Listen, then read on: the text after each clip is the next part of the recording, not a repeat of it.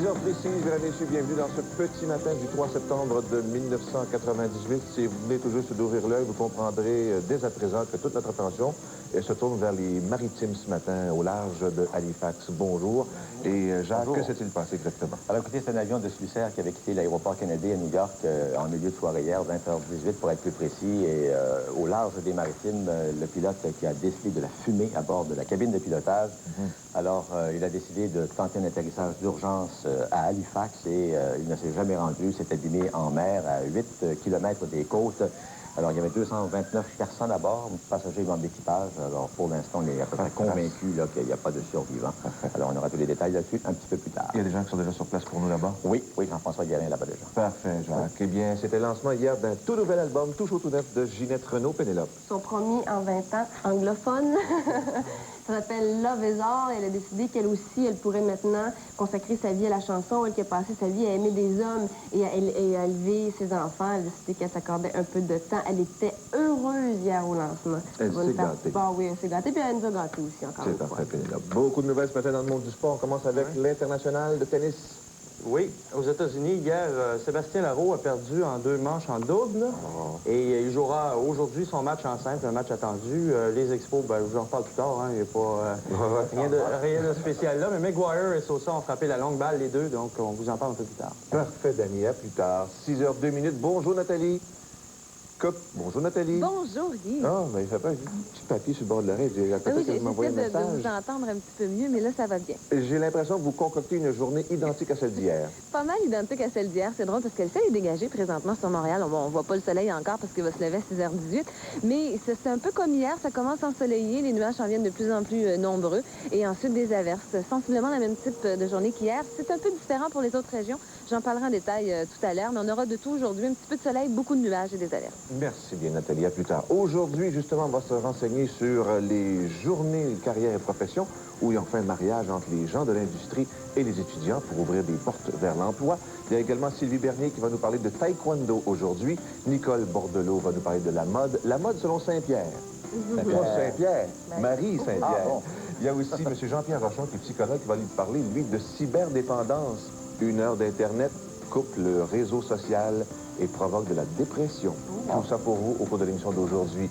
Et regardez, Céline Dion a de la compétition en matière de golf, puisqu'elle participait, non pas Céline, mais elle, Cindy Crawford, à un omnium de célébrité, juste avant le début du tournoi des maîtres de l'Europe. Elle a un bel élan, mais celui de Céline est supérieur. Bougez pas, mesdames, messieurs, nous retournons aux informations dans 3 minutes concernant cet écrasement d'avion au large de la Nouvelle-Écosse. Un avion Swissair qui s'est abîmé dans la nuit.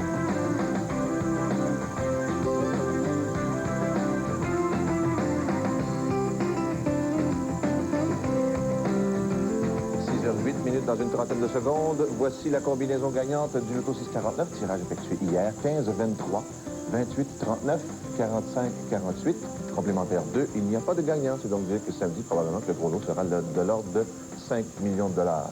Mais ce matin, en ce 3 septembre, on se tourne tous du côté de Halifax, Jacques. Oui, exactement, au large des côtes de la Nouvelle-Écosse. Alors, un petit rappel des faits, c'est que hier soir, il y a un avion de Swissair, le vol 111, un appareil MD-11 de la compagnie Swissair, je le rappelle, qui a décollé de New York, l'aéroport Kennedy, vers 20h18. Et à 21h30, l'appareil est disparu des écrans radars. Alors, on a constaté par la suite que l'avion s'était bel et bien abîmé en mer, donc au large de Nouvelle-Écosse, entre 2 petites localités qui s'appellent Blandford et Peggy's Cove. C'est 8 km au large de la côte de Nouvelle-Écosse. Alors, ce qui s'est passé, les seules informations qu'on a à propos des causes possibles de cette tragédie aérienne, c'est que les pilotes ont constaté de la fumée à l'intérieur de la cabine de pilotage. Tout de suite, le pilote a tenté un atterrissage d'urgence à Halifax. C'était à environ, à ce moment-là, 50 km de l'endroit d'où l'appareil est disparu des écrans radars, mais l'avion ne s'est jamais rendu jusqu'à Halifax et s'est abîmé en mer. Selon les tout premiers témoignages, l'avion se serait pulvérisé là, à l'impact sur la surface de la mer dans un bruit d'enfer. Alors évidemment que les questions qu'on se pose, c'est est-ce qu'il y a eu des défaillances majeures avec les moteurs, avec d'autres pièces d'équipement à bord de l'appareil? Bien, tout ça, ça reste à déterminer avec les enquêtes qui sont en cours. Mais toujours est-il que le bilan est assez effroyable. Merci. 229 morts, 14 membres d'équipage, 215 passagers. Alors, tout de suite, on va rejoindre Jean-François Guérin qui est sur place en Nouvelle-Écosse. Jean-François, bonjour. Bonjour, Jacques. Alors, évidemment, c'est confirmé maintenant. La compagnie Swissair vient de nous le dire. Là, il n'y a aucun survivant parmi les passagers membres d'équipage. Et ce n'est pas surprenant à voir ce qui s'offre à nous ici. Écoutez, d'où on est à Peggy's Cove, c'est environ 5000 nautiques là, de la rive. On voit cependant à l'horizon une frégate qui participe aux recherches. Mais avoir ces vagues là, déferlantes qui viennent frapper sur la rive et le temps qui s'est écoulé depuis cet écrasement qui est survenu donc hier en soirée, il semblait déjà au départ bien peu probable que des gens aient pu survivre à ça.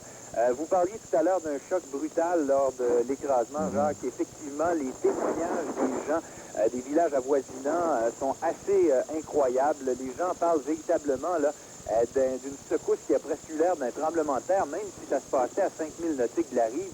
Des gens qui disent que les vitres de leur maison ont vibré lorsque l'avion aurait explosé, selon les témoignages, là, en touchant l'eau. Ce qu'on sait également, c'est qu'avant que tout ça ne se produise, le pilote avait tenté de vider le carburant. On parle de 600 tonnes de carburant qui ont été larguées dans la baie au large de Peggy's Cove. Dès qu'on a su la nouvelle, évidemment, tous les services de secours ont été mobilisés. Il y a une frégate de l'armée canadienne qui est sur place, le NCSM Preserver qui est sur place, également des bateaux de la garde côtière, de la GRC et également des pêcheurs locaux qui se sont bénévolement rendus sur place pour aider à repêcher des corps. Écoutez, le dernier décompte officiel qu'on avait quant au nombre de corps repêchés est de 18. Faut pas douter, c'est beaucoup plus que ça, là, avec le nombre de personnes qui participent aux recherches. Quoique les conditions, à ce qu'on dit, ont été très difficiles au cours de la nuit. Une nuit très noire, des vagues assez importantes, donc visibilité extrêmement difficile. Et ces vagues fortes ont fait en sorte que les débris et sans doute également les corps se sont dispersés. On parle maintenant d'un de 10 000 dans lequel tout ça se trouverait. Donc c'est énorme. Ça vous donne une idée de l'ampleur de la tâche maintenant pour les services pour récupérer tout ça. Merci. Merci Jean-François. Alors, le soleil élevé là-bas, ça va sûrement faciliter toute cette opération-là. On va aller, si vous voulez, maintenant, Guy, du côté de Genève pour rejoindre Christophe Rache de la télévision suisse romande. Monsieur Rache, bonjour. Oui, alors, vous êtes évidemment à l'aéroport Cointrin, c'est tout près de la ville de Genève, c'est à quelques minutes du centre-ville de Genève. Alors, est-ce qu'on a un peu plus d'informations sur les passagers qui étaient à bord? Est-ce que ce sont surtout des Américains, des Suisses? Alors écoutez, on n'a pas beaucoup plus d'informations pour l'instant. On sait qu'il y avait 215 personnes à bord, on vient de nous le confirmer à l'instant. Mais on sait qu'il s'agissait surtout et avant tout de citoyens de nationalité suisse. On sait aussi qu'il y avait une grande partie qui rentrait de vacances, que c'était des gens qui en fait repartaient après dans d'autres villes, donc en Suisse, que ce soit Zurich, Bâle, donc d'autres villes ici. Est-ce qu'à la lumière de ce qui vient de se passer, un appareil MD-11 qui est impliqué, on sait que Swissair est équipé de beaucoup de ces appareils-là. Est-ce qu'à la suite de cet accident-là, on va clouer au sol tous les appareils MD-11? Alors écoutez, la direction de Swissair vient de nous confirmer que les avions, donc les MD-11 et MD-11, ne seront pas cloués au sol et qu'ils continuent à voler. Il y a d'ailleurs un appareil, un MD-11, qui est parti pour New York il y a un peu moins d'une heure maintenant, depuis Zurich, pour amener du personnel de Swissair, des petits personnels d'enquête aussi. Et, ils sont en train d'étudier pour l'instant la possibilité en fait, de planifier un autre vol à bord duquel il devrait y avoir en fait des membres des familles qui sont pour l'instant regroupés ici à l'aéroport de Genève. Il y a plus de 150 personnes ici, membres des familles et des passagers. Oui, alors ambiance triste bien sûr à cet aéroport et on a mis sur pied, je pense, un comité d'urgence pour aider sur le plan psychologique à tout le moins, à la fois les membres des familles, des passagers qui sont victimes de cette tragédie et aussi des employés de Swissair.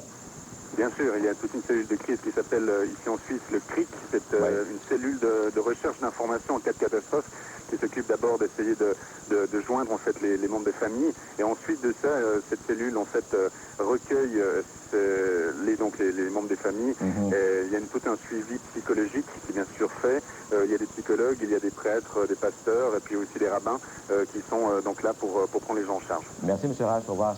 Qu'est-ce qu'on sait de cet appareil MD11? Ben, écoutez, cet appareil-là, c'est un appareil extrêmement sécuritaire, tout comme la compagnie Swissair, d'ailleurs. On a eu la même réaction ce matin. Hein? Exactement. On se demande comment cela a-t-il pu arriver chez Swissair, qui n'a aucune tragédie à son crédit depuis plus de 20 ans. Alors, on va parler avec quelqu'un qui s'y connaît en aviation, M. Yvan Méville-Deschênes. M. Deschênes, bonjour. Bonjour, Jacques. Alors, écoutez, cet appareil, effectivement, c'est un appareil extrêmement sécuritaire, un appareil récent en plus, le MD11. Oui, Swissair s'est procuré cet appareil auprès de McDonnell Douglas avant que cette compagnie devienne une compagnie sœur de Boeing maintenant. Et l'appareil a été construit dans les premiers mois de 1991 et a été livré à Swissair. Et on dit même que cet appareil a été construit en 91 et qu'il a été complètement là, inspecté de fond en comble en 97, donc il était en parfait état.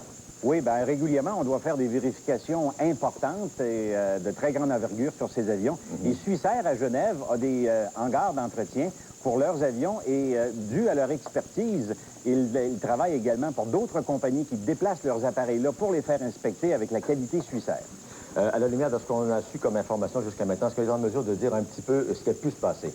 Bien, à la lumière des événements, on peut s'attendre que le vol avait quitté New York, approchait de son altitude de croisière qui devait voisiner les 33 à 35 000 pieds. Ça prend assez de temps à cause du poids de l'appareil. Ça pèse tout près de 300 tonnes au décollage. Et lorsque les problèmes se sont manifestés à bord, le commandant a passé ses listes de vérification et il a décidé d'informer le centre de contrôle de Moncton, qui à ce moment-là avait l'appareil sous son contrôle, du problème et a demandé un atterrissage sur Halifax.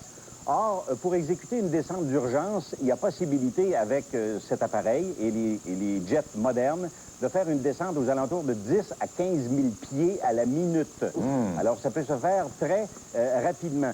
Quand on regarde les conditions météo qu'il faisait dans la région de Peggy's Cove et de l'aéroport de Halifax au moment de l'accident, ben, on parle de nuages fragmentés aux alentours de 12 000 pieds. Donc, à un moment donné, il est arrivé en bas des nuages, il y avait une très bonne visibilité. Et là, il y a quelque chose qui a dérangé le plan de match du commandant et de son premier officier, parce qu'éventuellement, ils ne se sont jamais rendus à Halifax, qui était à peine 7 ou 8 minutes en avant de lui. Et voyant qu'ils ne pouvaient se rendre à Halifax, réalisant qu'ils étaient au-dessus de la Terre, ils ont préféré avoir, probablement à cause de la lueur qu'il y avait dans le ciel à ce moment-là, parce que le ciel était partiellement dégagé, ils se sont installés, ils ont fait des virages, ont fait les largages de carburant normalement au-dessus de 10 000 pieds. C'est deux immenses tuyaux dans le bout arrière des ailes qui sont Alors, activés.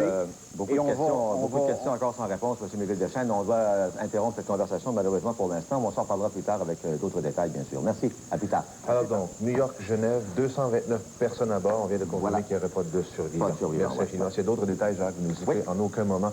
On a fait des tests concernant un nouveau médicament parce que les migraines et les céphalées, c'est un mal répandu. Et ce médicament-là, qu'on appelle le rizatriptan, devrait être autorisé par le gouvernement canadien ici dans 3 à 6 mois, qui pourrait guérir 25 000 crises qu'on a étudiées auprès de 3 500 personnes. Et attention, médicament plutôt cher, 20 $, pas le contenant, 20 $ la pilule. Ah, ouais. Juste le prix donne mal à la tête.